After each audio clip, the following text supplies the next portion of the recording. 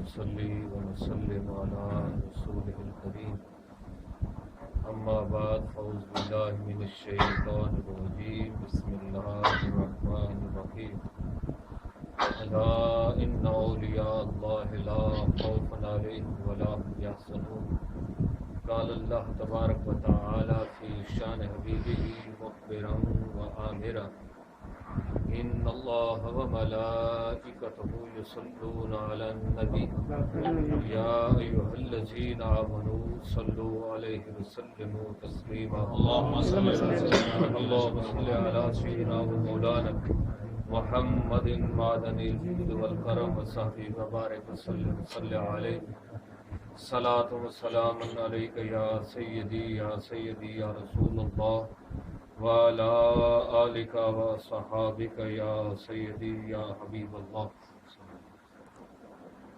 لائق صادق کرام محترم سید عدیل حسن نظامی اور عزیز دوستوں اور بزرگوں، قرآن مجید برہان رشید کی جو آیہ مبارکہ تلاوت کرنے کا شرف حاصل ہوا ہے، بارگاہ رب ذوالجلال کے اندر التجا ہے کہ وہ اپنے حبیب پاک صاحب لولاک تاجدار عرب و عجم صلی اللہ تعالی علیہ وآلہ وسلم کے وسیلہ جلیلہ سے حق بیان کرنے کی توفیق عنایت فرمائے اور ہم سب کو سمجھ کر اس پر عمل کرنے کی توفیق عنایت فرمائے.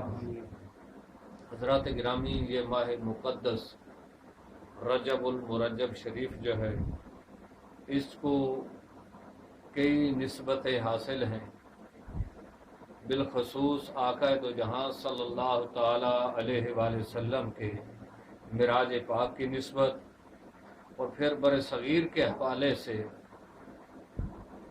سلطان الہند خواجہ خواجگاں خواجہ معین الدین چشتی اجمیری رضی اللہ تعالی عنہ کی چھٹی شریف کے حوالے سے اس کو نسبت حاصل ہے. بہرحال نسبتیں تو جتنی گنتے چلے جاؤ اتنی ہی اس کو حاصل ہیں، اور کم و بیش شاید کوئی ایسا دن ہو جس دن کو، اس رجب کے کسی دن کو اولیاء اعظام سے یا انبیاء علیہ الصلوۃ والسلام سے اس کو نسبت نہ ہو، کیونکہ لاکھوں کی تعداد انبیاء علیہ الصلوۃ والسلام کی ہے، اور اسی طرح اولیاء اعظام میرے آقا کی امت کے جو ولی ہیں ان کی تعداد بے شمار ہے، ان کو شمار ہی نہیں کیا جا سکتا. اور اس کی وجہ یہ ہے کہ سابقہ انبیاء علیہ الصلوۃ والسلام کا جو دور تھا وہ دور محدود، ان کی نبوتیں محدود اور ان کے نبوت کے علاقے محدود تھے.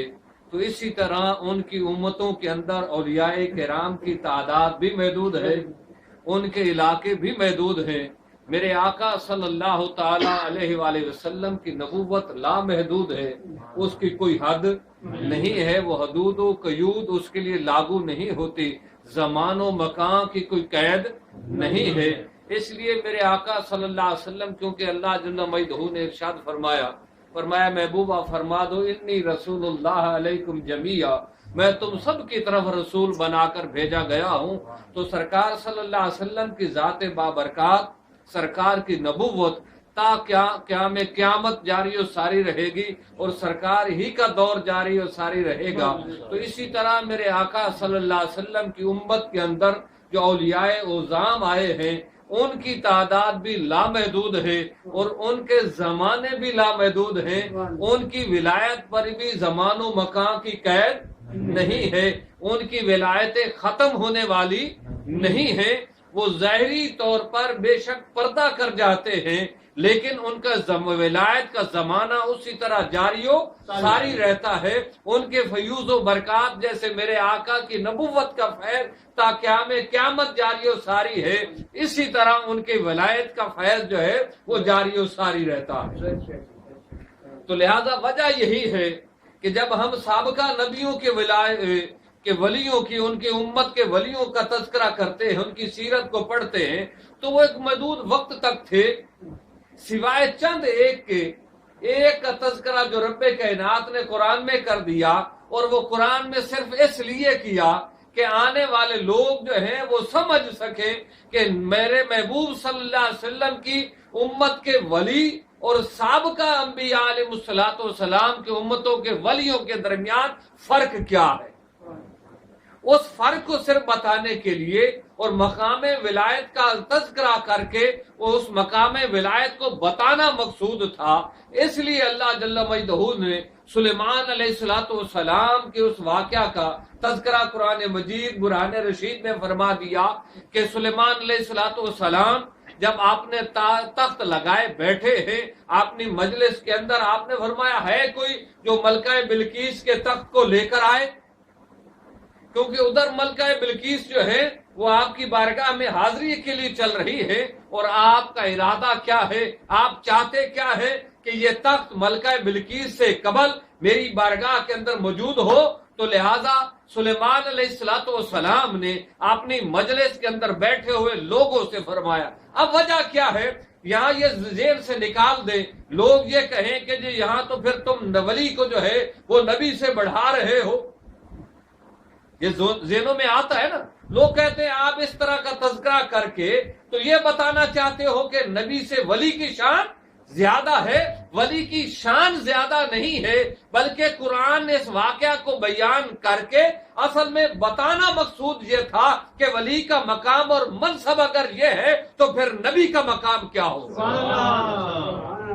اگر اس نبی کے امتی کے ولی کا مقام یہ ہے تو پھر اس نبی کا مقام کیا ہوگا، اس لیے یہ بتانا مقصود تھا۔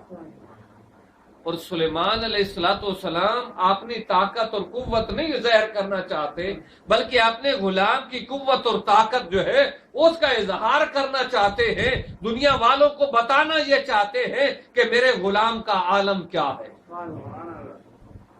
میرے غلام کا عالم کیا ہے۔ تو اس لیے سلیمان علیہ الصلوۃ والسلام نے فرمایا ہے کوئی۔ اور دوسری یہ چیز کہ لوگوں کے ذہنوں کے اندر ایک چیز آتی ہے کہ جنوں میں بڑی طاقت ہے، وہ بڑے بڑے کام کر لیتے ہیں، اور یہاں یہ بھی بتانا مقصود ہے کہ ہزاروں لاکھوں جن جو ہے وہ قربان ہو جائیں ان ولیوں کی نوک پر، یہ ان کی طاقت کا کوئی اندازہ ہی نہیں کر سکتا۔ جن کی طاقت اپنی جگہ پر ہے، لیکن جن جو ہے وہ ولی کی طاقت کا مقابلہ نہیں کر سکتا۔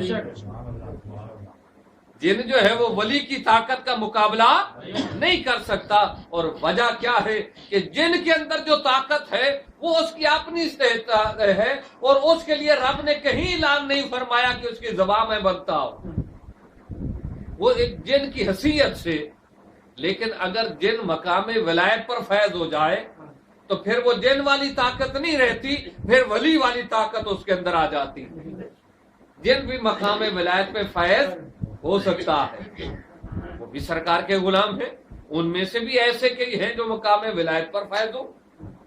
تو لہذا ظاہری طور پر جو لوگوں کے دلوں ذہنوں کے اندر ایک گمان تھا کہ جن کی بڑی طاقت ہے، تو اس جن کی طاقت کو بتانا مقصود تھا کہ جن کی طاقت بڑی نہیں ہے، بلکہ اصل طاقت کس کی ہے، جو اس کتاب کا تھوڑا سا علم رکھنے والا۔ سلیمان علیہ السلام کو امتی ہے آصف بن برقیہ۔ سلیمان علیہ السلام کو کس کتاب کا علم رکھنے والا ہے؟ زبور کا۔ اگر زبور کا تھوڑا سا علم ہو تو اس کی طاقت کا عالم یہ ہے کہ وہ آنکھ جھپکنے سے پہلے قرآن کیا کہتا ہے کہ میں اس اتنے دیر میں لے آؤں گا کہ آپ کی آنکھ جھپک کر جدا نہ ہونے پائے گی۔ اس سے قبل ملکہ بلقیس کا تخت اٹھا کر سلیمان علیہ السلام کی بارگاہ میں رکھ دیا ہے۔ تو پتہ یہ چلتا ہے کہ اگر زبور کا علم رکھنے والے کی یہ طاقت اور قوت ہے، امتی سلیمان علیہ السلام کا ہو، اور اگر ادھر امتی میرے مصطفیٰ کا ہو، علم قرآن کا رکھنے والا ہو، تو پھر اس کی طاقت کا کیا عالم؟ وہ زبور کا علم رکھنے والا ہے اور سلیمان کا امتی ہے، یہ میرے آقا کا امتی ہے اور قرآن کا علم رکھنے والا ہے۔ نہ نبیوں میں کوئی نبی مصطفیٰ جیسا، نہ کتابوں میں کوئی کتاب قرآن جیسی ہے، نہ سابقہ انبیاء کی کتب جو ہے وہ قرآن جیسی ہے، نہ سابقہ انبیاء علیہ الصلوۃ والسلام میں کوئی نبی میرے آقا کے مقام اور منصب کا ہے۔ سبحان اللہ۔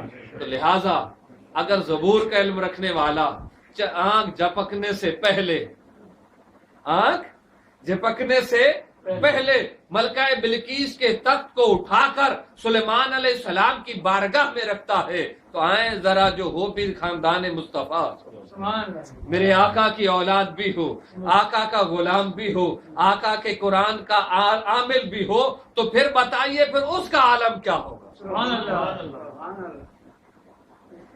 خاندان بھی مصطفیٰ کا ہو، سمجھ گئے، خاندان بھی میرے آقا صلی اللہ علیہ وسلم کو حسنی حسینی ہو، امام حسنین کریمین کی اولاد بھی ہو، اور آل رسول کا منصب اور مقام بھی اسے حاصل ہو، پھر قرآن کا عامل بھی ہو، عالم بھی ہو.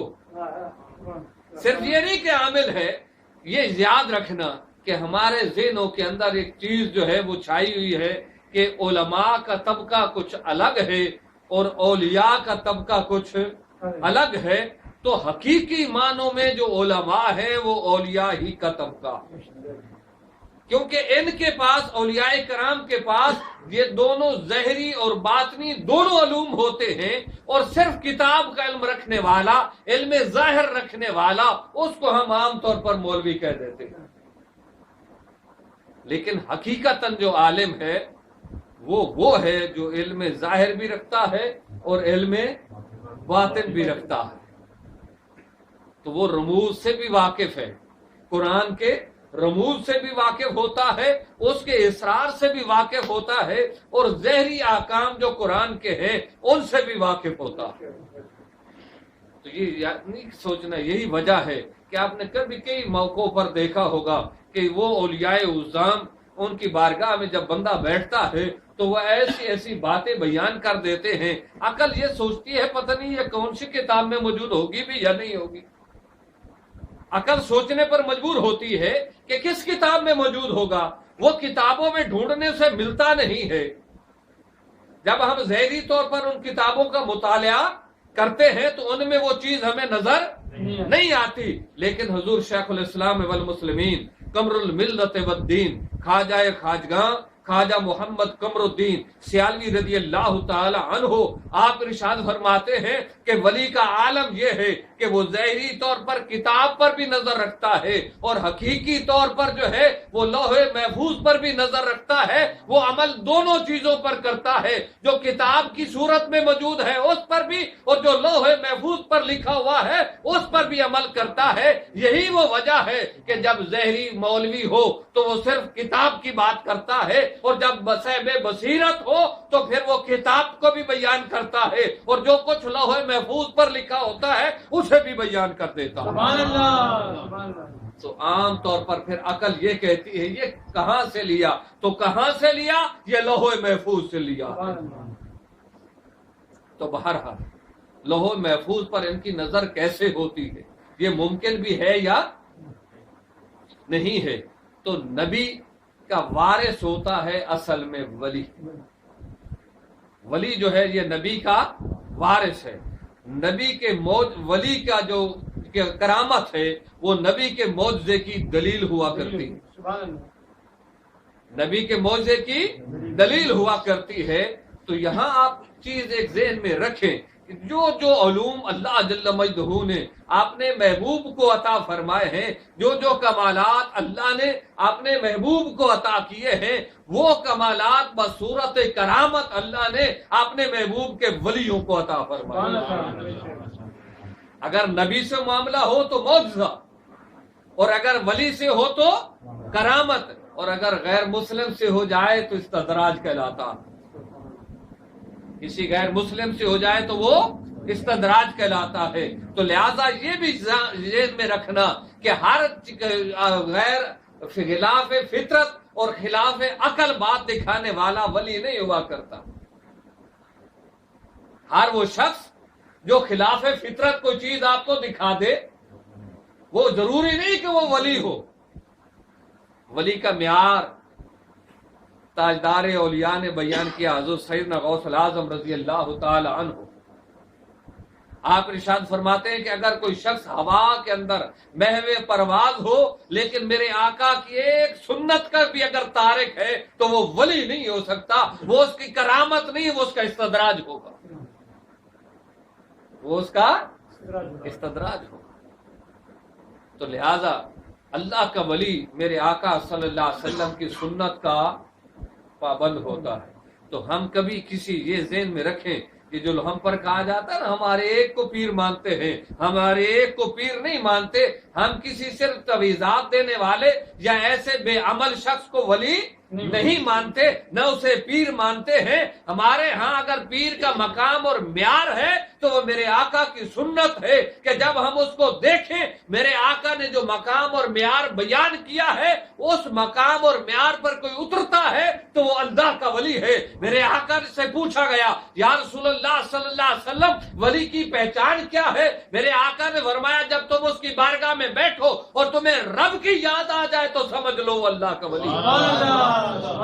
جب اس کے پاس بیٹھو تمہارا دل و دماغ اللہ کی طرف متوجہ ہو جائے، اللہ کی یاد تمہیں آ جائے تو سمجھ لو وہ اللہ کا ولی. اور اگر وہاں جا کر بیٹھ کر تمہیں صرف ڈالروں کا ہی خیال آتا رہے تو پھر خیال کر لینا یہ ولی نہیں ہے، یہ ڈالروں ہی کا کمال ہے. کیونکہ جو خوشبو جس جگہ پر ہو وہی خوشبو آتی ہے. یہ تو ممکن نہیں ہے کہ آپ جا کر باغ میں بیٹھے اور باغ ہو گلاب کا، وہاں سے گلاب کی خوشبو نہ آئے، کسی تنبے کی خوشبو آ رہی ہو تو یہ ممکن. باغ کی خوشبو میں بیٹھ کر گلاب کے باغیچے میں بیٹھ کر خوشبو بھی پھر گلاب ہی کی آتی ہے. تو ولی کی بارگاہ میں بیٹھو گے تو یاد اللہ ہی کی آئے گی، کیونکہ وہ دوست جس کا ہے اسی کی مہک تمہیں وہاں نظر آئے گی. اور اگر کوئی چیز اور نظر آ رہی ہو تو پھر سمجھ لو یہ برتن خالی ہے، یہ برتن خالی ہے. اور ان کا عالم کیا ہوتا ہے، کیونکہ آج تھوڑی ویسے تھا موڈ بہت زیادہ تھکاوٹ اپنی جگہ پہ لیکن مہمان بھی ہیں. تو آقا تو جہاں صلی اللہ علیہ وسلم کے امت کے ولی کا مقام اور منصب کیا ہے. حضور سیدنا فاروق اعظم رضی اللہ تعالی عنہ آپ کی بارگاہ میں ایک شخص آیا اور آ کر عرض کرنے لگا حضور فلاں جگہ پہ گھر کو آگ لگ گئی ہے، اور ایک روایت میں ہے دکان کو آگ لگی، لیکن جو مستند روایت ہے وہ گھر کی ہے کہ گھر کو آگ لگ گئی ہے. تو آپ نے فرمایا اچھا، آپ نے کاغذ کا ٹکڑا لکھ کر دیا، فرمایا اس کو وہاں ڈال دو آگ بجھ جائے گی. اور جب کاغذ کا ٹکڑا وہاں ڈالا گیا تو وہ آگ یوں بجھی جیسے کبھی آگ لگی نہیں. وہ آگ یوں بجھی جیسے آگ کبھی لگی نہیں تھی. اب سوال یہ پیدا ہوتا ہے کہ کاغذ سے آگ لگتی ہے یا کاغذ سے آگ بجھتی ہے؟ اب آگ کا بجھنا اس بات کی دلیل ہے کہ وہ کاغذ کا کمال نہیں ہے، اصل کمال وہ ہے جو پیغام بھیجنے والے کا پیغام.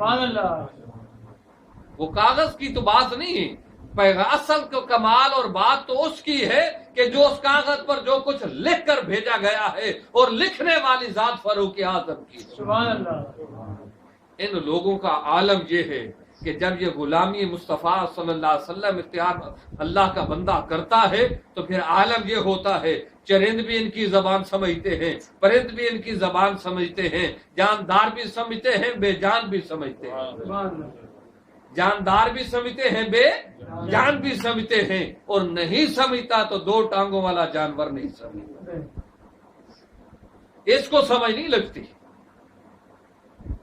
اس کو جب سمجھانے کی کوشش کی جائے تو پھر کہتا ہے کیا ہے یار، یہ کیا تم نے پیروں کے پیچھے پڑے ہوئے ہو، ولی کے پیچھے پڑے ہوئے درباروں پہ جا رہے ہو، کیا ضرورت ہے؟ تو اس کو سمجھ کیوں نہیں لگتی؟ تو اس کے عقل پر پردہ پڑا ہوا ہے. اگر وہ پردہ اس سے ہٹ جائے اور اس کا عقل جو ہے وہ صاف ہو جائے، اس دماغ کا حجاب ہٹ جائے تو پھر اسے سمجھ لگے کہ مقام ولایت ہے کیا ہے اور وہاں سے ملتا کیا ہے. تو بہرحال ان لوگوں کا عالم یہ ہے. صرف دو باتیں خواجہ غریب نواز کی بارگاہ میں حاضری لگوا کر اجازت چاہوں گا. آپ اپنی مرضی سے بر صغیر میں تشریف نہیں لائے. یہ یاد رکھنا اللہ کا ولی جس علاقے میں بھی جاتا ہے وہ اپنی مرضی سے وہاں جاتا نہیں ہے. اس کی ڈیوٹی لگائی جاتی ہے کہ تو نے جا کر کام کرنا ہے تو کہاں کرنا ہے. اب تو ذمہ داری لگانے والا بہتر جانتا ہے نا کہ اس وقت اس کی ضرورت کیا ہے، اس کو کہاں بھیجا جائے.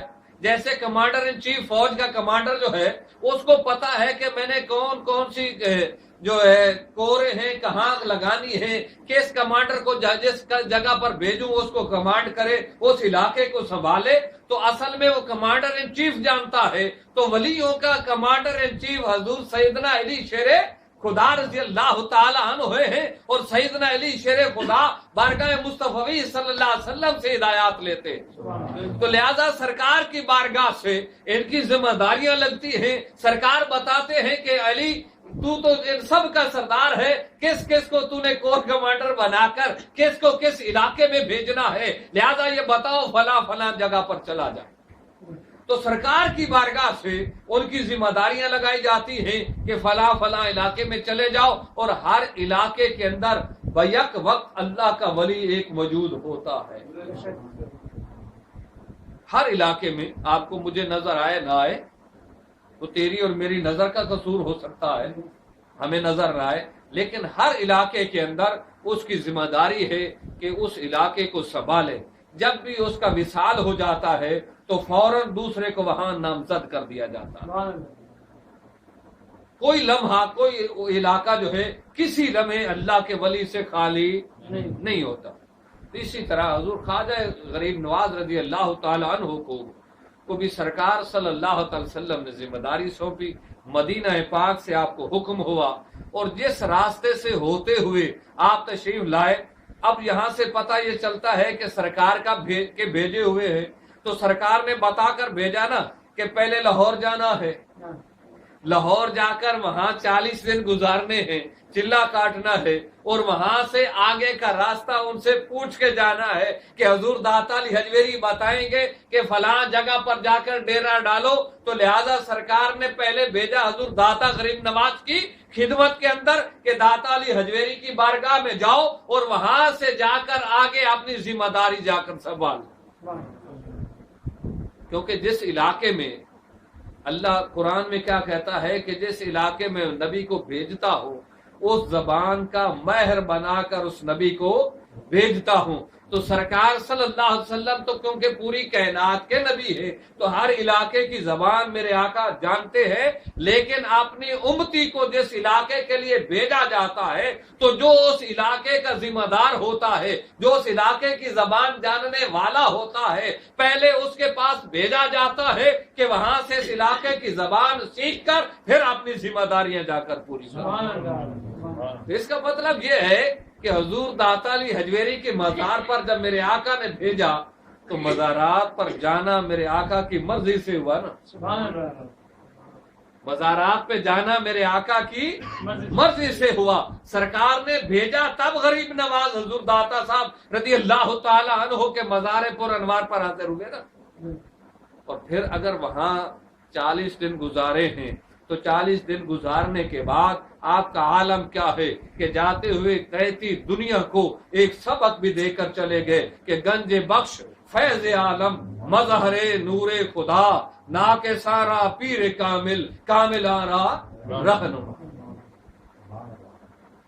تو ناقصوں کے لیے پیر کامل ہیں اور کاملوں کے لیے اب رہنمائی کے لیے بھیجا گیا نا۔ حضور غریب نواز رضی اللہ تعالیٰ عنہ کو رہنمائی کے لیے بھیجا گیا کہ رہنمائی وہاں سے لو پھر آگے چلے جاؤ۔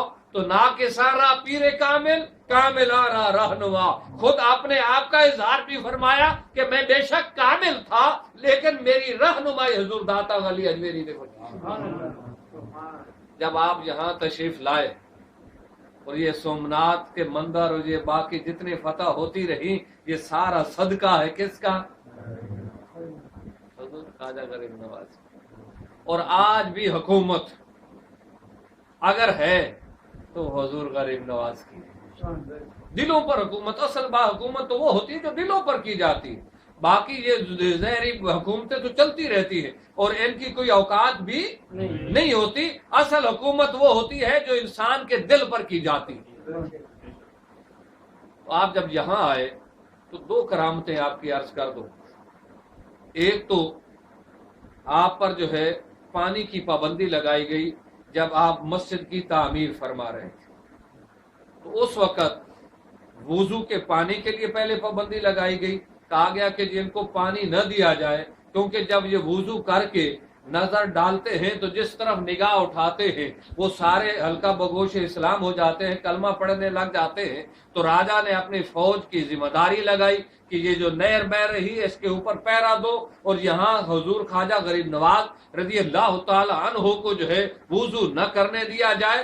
جب وضو کے پانی پر پابندی لگی تو آپ مسکرا دیے۔ آپ نے فرمایا میاں کوئی بات نہیں ہے، اگر پانی پر پابندی آپ نے لگا دی ٹھیک ہے، میں نہر کے پر جا کر وضو نہیں کرتا، لیکن اگر یہ نہر چل کر جو ہے وہ میرے پاس آ جائے تو پھر تو پابندی نہیں ہے نا۔ ٹھیک ہے آپ نے پابندی لگائی، میں نہر پر نہیں جاتا ہوں، اگر نہر جو ہے وہ چل کر میرے پاس آ جائے تو عقل مانتی نہیں ہے کہ نہر جہاں سے بہ رہی ہے وہیں سے بہنی چاہیے نا۔ لیکن جب پابندی لگی، آپ اپنے جھونپڑی کے اندر موجود ہیں، وہ جو کلر ڈیرا ڈالا ہوا ہے وہاں موجود ہے، اور آپ کے خیمے کے سامنے سے اس نہر نے بہنا شروع کر دیا۔ اس نہر نے بہنا کہاں سے شروع کیا؟ آپ کے خیمے کے سامنے سے۔ آپ نے وضو کیا، اور وضو کرنے کے بعد جب نگاہ اٹھائی تو جتنے وہ ہندو راجا کے فوجی کھڑے ہوئے تھے، جو ہی نگاہ پڑی تو سب کہنے لگے لا الہ الا اللہ محمد رسول اللہ۔ یہ ایسے نہیں ہے کہ ہمارا کہ ساڑھے ایک اجمیر دا پیر ویکھو 90 لاکھ نو کلمہ پڑھا چھڈیا، تو جتنا دور آپ کا ہے تو کوئی دن ایسا خالی نہیں جاتا جب سینکڑوں کی تعداد میں ہلکا بگوش اسلام لوگ نہ ہوئے۔ تمہیں تو 90 سال سے زیادہ ہو گئے لوگوں کو دعوت دیتے ہوئے، کلمہ پڑھانے کی کوشش کرتے ہوئے، اور 90 کو کلمہ نہیں پڑھا سکے ہو، اور غریب نواز نے 90 لاکھ کو کلمہ پڑھا دیا۔ تو پتہ یہ چلتا ہے تمہارے بسترے میں اور غریب نواز کے بسترے میں بڑا فرق ہے۔ تمہارے بسترے کے اندر پڑا ہوا کچھ نہیں ہے، اور اس گودڑی کے اندر لال پڑا ہوا۔ تو بہرحال دوسری بات، جب مسجد کی تعمیر ہو رہی تھی تو آپ کے غلام دن میں آ کر مسجد کی تعمیر کرتے۔ راجا نے کہا ان کو سرکاری ڈیوٹی لگا دو، یہ کوئی ادھر نہ جائے، سارے جو ہے راجا کی ڈیوٹی کرنے آ جائیں۔ اب وہ دن میں ڈیوٹی پہ چلے گئے، رات میں دیے کی روشنی کے اندر پھر انہوں نے مسجد کی تعمیر شروع کی۔ جب رات کے دیے کی روشنی میں تعمیر شروع کی تو انہوں نے کہا اب ایسے کرو یہ تیل بیچنا بھی ان کو بند کر دیا جائے، نہ تیل ہوگا نہ دیا جلے گا۔ ایسے ہی رشا صاحب، نہ تیل ہوگا نہ دیا جلے گا تو نہ مسجد کی تعمیر ہوگی۔ تو جب یہ تیل کی خریداری پر پابندی لگا دی گئی تو آپ نے اپنے خادموں نے عرض کی کہ حضور اب کیا کریں؟ آپ نے فرمایا کون سی پریشان ہونے والی بات ہے،